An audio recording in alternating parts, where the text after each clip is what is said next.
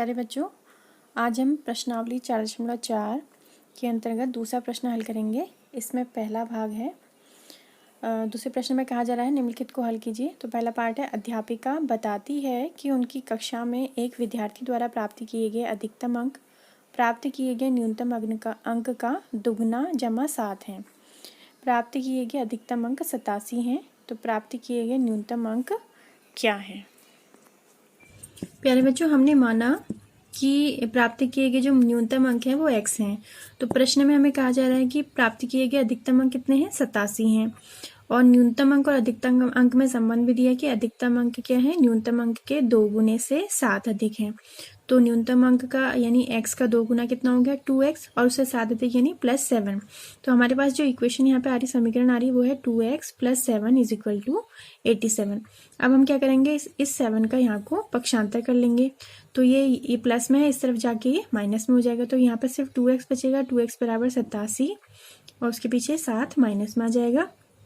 तो 87 में से 7 घटा तो कितना बचा? 80। यानी 2x की जो वैल्यू है वो हमें कितनी मिल रही है? 80 मिल रही है। अब हम x का मान निकालने के लिए 2 का पक्षांतर करेंगे, यानी इसे बट्टे में ले लेंगे। तो x = 2/80। तो 2 से हमने 80/2, तो 2 से हमने 80 में भाग दिया तो हमें कितना प्राप्त हुआ? 40। यानी जो प्राप्त किए गए न्यूनतम अंक हैं वो कितने हैं? 40 हैं। इसके पश्चात बी वाला भाग है, किसी समद्विबाहु त्रिभुज में आधार कोण बराबर होते हैं। शीर्ष कोण 40 डिग्री है। इस त्रिभुज के आधार कोण क्या है? याद कीजिए कि त्रिभुज के तीनों कोणों का योग 180 होता है। तो हमने यहाँ पर एक त्रिभुज बनाया, समद्विबाहु त्रिभुज। समद्विबाहु त्रिभुज में क्या होते हैं? कोई दो भुजाएं समान होती है आपस में, इसलिए उसका नाम समद्विबाहु त्रिभुज होता है। तो समान भुजाओं के समूह कोण भी बराबर होते हैं। तो ये दोनों आधार कोण हमने b मान लिए हैं। तो हमने लिखा है, माना त्रिभुज का आधार कोण बराबर b। तो प्रत्येक आधार कोण b है। और साथ ही हमें दिया है कि शीर्ष कोण कितना है? 40 डिग्री है। तो अब हम जानते हैं कि त्रिभुज के तीनों कोणों का योग कितना होता है? 180 होता है। तो तीनों कोण यानी इस कोण b और 40 डिग्री को जब हम जोड़ेंगे, यानी कोण b + कोण b + 40 डिग्री, तो कितना होना चाहिए? 180 के बराबर होना चाहिए।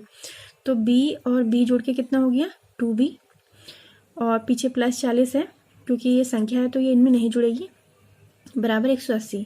अब हम 40 का पक्षांतर करेंगे इधर को, तो हमारे यहाँ पर सिर्फ 2b शेष रहा, और यहाँ पर 140 के पीछे जो है 180 के पीछे 40 माइनस में आ गया। यानी 180 में से 40 घटेगा तो हमें कितना शेष रहेगा? 140। तो 2b की वैल्यू हमें प्राप्त हुई 140। तो b का मान निकालने के लिए हम 2 को बट्टे में ले लेंगे, यानी हम b बराबर लिखेंगे 140/2। 2 से हमने इसमें 140 में भाग दिया तो हमें कितना प्राप्त हुआ? 70। यानी जो हमारा त्रिभुज का प्रत्येक आधार कोण है वो कितने डिग्री का है? 70 डिग्री का है। इसके पश्चात सी वाला प्रश्न है, सचिन द्वारा बनाए गए रनों की संख्या राहुल द्वारा बनाए गए रनों की संख्या की 2 गुनी है। उन दोनों द्वारा मिलकर बनाए गए कुल रन एक दोहरे शतक से 2 रन कम है। प्रत्येक ने कितने रन बनाए थे? तो हमने माना कि जो राहुल द्वारा बनाए गए रन हैं वो कितने हैं? y हैं। और सचिन द्वारा बनाए गए जो रन हैं वो कितने हैं? 2y, क्योंकि सचिन ने राहुल से दुगने रन बनाए हैं। फिर प्रश्न में कहा जा रहा है कि उन दोनों ने मिलकर, यानी y और 2y दोनों रन मिला के कितने हैं? दोहरे शतक। दोहरे शतक जैसे एक शतक 100 होता है तो दोहरा शतक कितना हो गया? 200। 200 से 2 रन कम है, यानी 200 - 2 हमने करा है। तो y और 2y, यानी ये 1y है और ये 2y है, तो कितना हो गया? 3y जोड़ के, और 200 में से 2 घटा के कितना प्राप्त हुआ? 198। तो 3y का मान 198 है। तो y का मान निकालने के लिए हम क्या करेंगे? 3 को बट्टे में ले लेंगे। तो y = 198/3 हो जाएगा। तो 3 से हमने 198 में भाग दिया तो हमें कितना प्राप्त हुआ? 66। 3 × 18, फिर उसके बाद 3 × 18। तो ये जो 66 हमारा उत्तर निकला है y, ये क्या है? राहुल द्वारा बनाए गए रन। और सचिन ने राहुल से दुगने रन बनाए थे, यानी 2y रन बनाए थे। तो हम 66 को 2 से गुणा करेंगे तो ये आ जाएगा 132 रन। तो इस वीडियो में हमने प्रश्नावली 4.4 के प्रश्न संख्या 2 के सभी भागों को हल करना सीखा। उम्मीद है आपको हल समझ में आए होंगे। मिलते हैं अगली वीडियो में।